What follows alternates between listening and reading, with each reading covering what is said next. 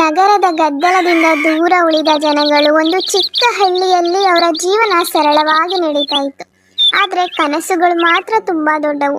ಆ ಹಳ್ಳಿಯಲ್ಲಿ ಆ ಜನಗಳ ನಡುವಿನಲ್ಲಿ ಅಮ್ಮ ಮಗಳು ಒಂದು ಪುಟ್ಟ ಮನೆಯಲ್ಲಿ ಸಣ್ಣ ಜೀವನ ನಡೆಸ್ತಾ ಇದ್ರು.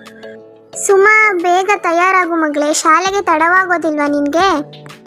ಅಮ್ಮ, ಪ್ರತಿದಿನ ಇದೇ ಓದು ಪರೀಕ್ಷೆ, ಬೇಜಾರಾಗಿದೆ ನನಗೆ. ದಿನ ಏನು ಅಂತ ಓದ್ಲಿ? ಬರ್ಬೇಕು, ಓದ್ಬೇಕು, ಬರಿಬೇಕು.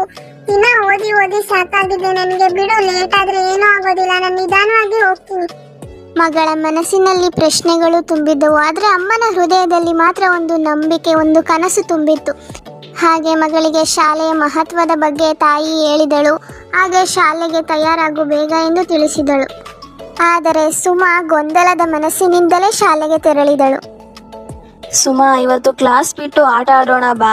ಆ ಕ್ಲಾಸ್ ಏನಂತ ಕೇಳ್ತೀಯ? ದಿನ ಕ್ಲಾಸಲ್ಲೇ ಕೂತಿರ್ತೀಯ, ಒಂದಿನಾದ್ರೂ ಕ್ಲಾಸ್ ಬಿಟ್ಟು ಬಾ ನೋಡೋಣ. ಆದರೆ ಸುಮಾ ಶಾಲೆ ಒಳಗೆ ತೆರಳಿದಳು. ಆಗಲೇ ಶಾಲಾ ಸಮಯ ಮುಗಿದಿತ್ತು. ಸುಮಾ ಮನೆಗೆ ತೆರಳಿದಳು.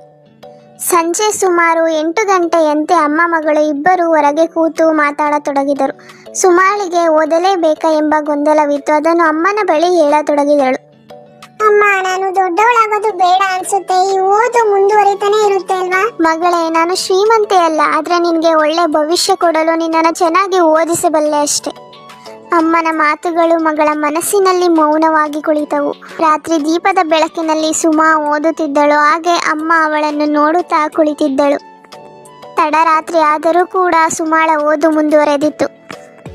ಮಾರನೇ ದಿನ ಎಂದಿನಂತೆ ಶಾಲೆಯಲ್ಲಿ ಪರೀಕ್ಷೆಗಳು ಆರಂಭವಾದವು. ಸುಮಾಳು ತಡರಾತ್ರಿಯವರೆಗೂ ಓದಿದ್ದು ಫಲಿಸಿತು. ಹಾಗೆಯೇ ಪರೀಕ್ಷೆಗಳಲ್ಲಿ ಉತ್ತಮ ಅಂಕಗಳನ್ನು ಗಳಿಸುವಂತೆ ಪರೀಕ್ಷೆಗಳನ್ನು ಉತ್ತಮವಾಗಿ ಬರೆದಳು.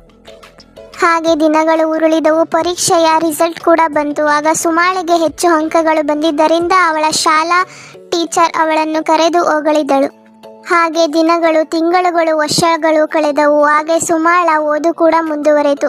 ಕಾಲೇಜಿನಲ್ಲಿ ಉತ್ತಮ ಅಂಕಗಳನ್ನು ಪಡೆದು TCH ಮಾಡಿ ಟೀಚರ್ ಆಗಿ ತಾನು ಓದಿದಂತಹ ಶಾಲೆಗೆ ತಾನು ಶಿಕ್ಷಕಿಯಾಗಿ ತುಂಬ ಸಂತೋಷದ ಜೀವನವನ್ನು ನಡೆಸತೊಡಗಿದಳು. ಹಾಗೆಯೇ ತಾನು ಶಿಕ್ಷಕಿಯಾಗಿರುವ ವಿಷಯವನ್ನು ತನ್ನಮ್ಮನಿಗೆ ತಿಳಿಸಲು ಸುಮಾ ತುಂಬ ಕಾತುರದಿಂದ ಹೋಗಿದ್ದಳು.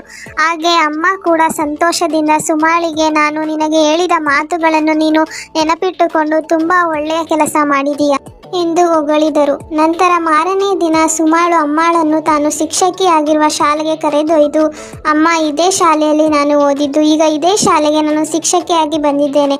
ಇದೆಲ್ಲ ನಿಮ್ಮ ಒಳ್ಳೆಯ ಮಾತಿಂದ ನೆರವೇರಿತು. ಧನ್ಯವಾದಗಳು ಅಮ್ಮ ಎಂದು ಸುಮಾಳು ಅಮ್ಮಳಿಗೆ ಹೇಳಿದಳು. ಈ ಕಥೆಯ ಸಂದೇಶವೇನೆಂದರೆ, ಪೋಷಕರ ಮಾತು ಜೀವನದ ಮಾರ್ಗದರ್ಶಿಯಾಗಿರುತ್ತೆ.